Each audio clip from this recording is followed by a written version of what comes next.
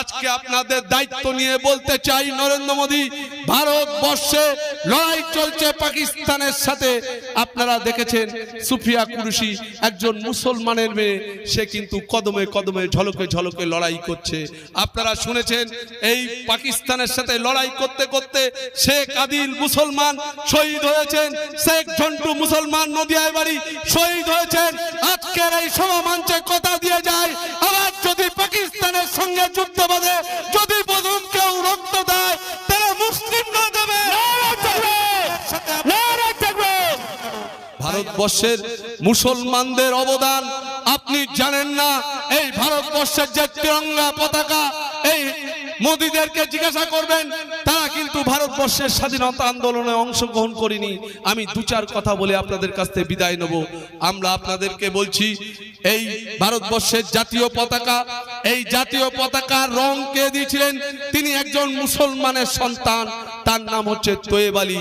ভারতবর্ষে এমন কোনো বড় আন্দোলন হয়নি যে আন্দোলনে হিন্দু এবং মুসলিম এক অভিন্নভাবে লড়াই করেনি।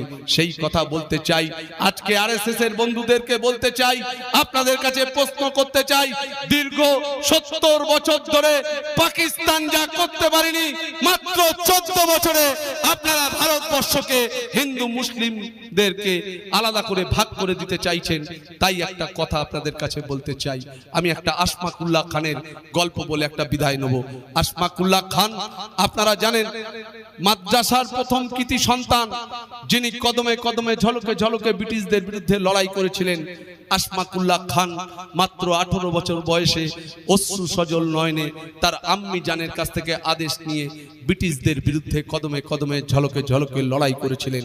এবং আশফাক উল্লাহ খানকে লড়াই করতে করতে ব্রিটিশ সাম্রাজ্যবাদের দালাল তারা আশফাক উল্লাহ খানকে গ্রেফতার করে ফেলেছিল। গ্রেফতারের সময় আশফাক উল্লাহ খান নির্মম বর্বর জেলারের চোখে চোখ রেখে বলেছিলেন, ওহে নির্মম বর্বর জেলার, আমার দেহের ওজনটা তুমি লক্ষ্য করো। দেখা গেল আশফাক উল্লাহ খানের দেহের ওজন লক্ষ্য করেছিল। আপনারা জানেন আশফাক উল্লাহ খানের 6.5 মাস বাদে ফাঁসির আদেশ হয়েছিল। ফাঁসির আদেশের পর আপনারা জানেন ব্রিটিশদের, সেই ইংরেজদের যারা জজ ছিলেন, তারা জিজ্ঞাসা করতেন, তুমি কি খেতে চাও, তুমি কাকে দেখতে চাও, তুমি কি করতে চাও? আশফাক উল্লাহ খান তার প্রিয়তম মাকে দেখতে চাননি। আশফাক উল্লাহ খান প্রিয়তম তার ভাইপোদের দেখতে চাইনি। মৃত্যুর শিয়রে দাঁড়িয়ে আশফাক উল্লাহ খান নির্মম বর্বর জেলারের চোখে চোখ রেখে বলেছিলেন, ওহে নির্মম বর্বর জেলার, আমার দেহের ওজনটা তুমি লক্ষ্য করো। দেহের ওজন লক্ষ্য করার পরে নির্মম বর্বর জেলার দেখলেন তার দেহের